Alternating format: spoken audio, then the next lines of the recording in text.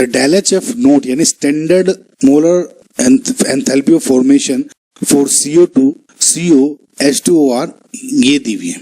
The standard enthalpy change for the following reaction is, अब देखिए del H जो reaction की होगी स्टैंडर्ड, ऑब्वियसली स्टैंडर्ड लिख लेते हैं, वो क्या होगी।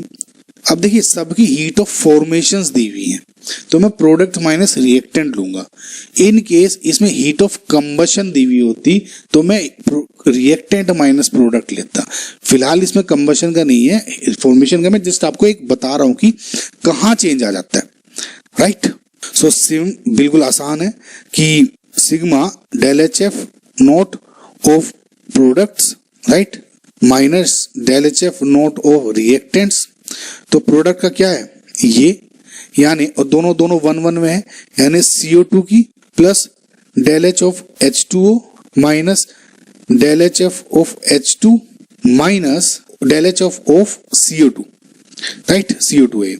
अब देखिए जो इनमें सब वैल्यू क्या होगी, डेल एच CO2 की दी हुई है आपकी, सॉरी ये CO है, ये CO है ना, तो डेल एच CO की क्या दी हुई है आपकी माइनस 110.5, राइट।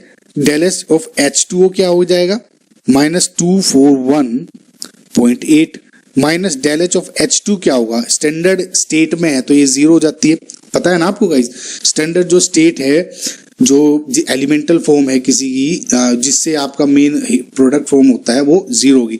H2 की, O2 की, गैसेस स्टेट में इन सब की 0 होती है, तो ये 0 हो जाएगी minus del H of CO2 ये हो जाएगा माइनस 393.5, राइट गाइस। सो इस पूरी रिएक्शन को जब आप सोल्व करेंगे तो आंसर क्या हो जाएगा आपका प्लस 41.20 किलो जूल, राइट।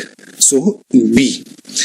इसमें ध्यान क्या देना था आपको कि हीट ऑफ फॉर्मेशन H2 की नहीं दी है, ये इसलिए नहीं दी थी क्योंकि हमें पता है कि ये ऑब्वियसली 0 ही होनी थी। आई होप गाइज आपको क्वेश्चन समझ में आया होगा, आसान था।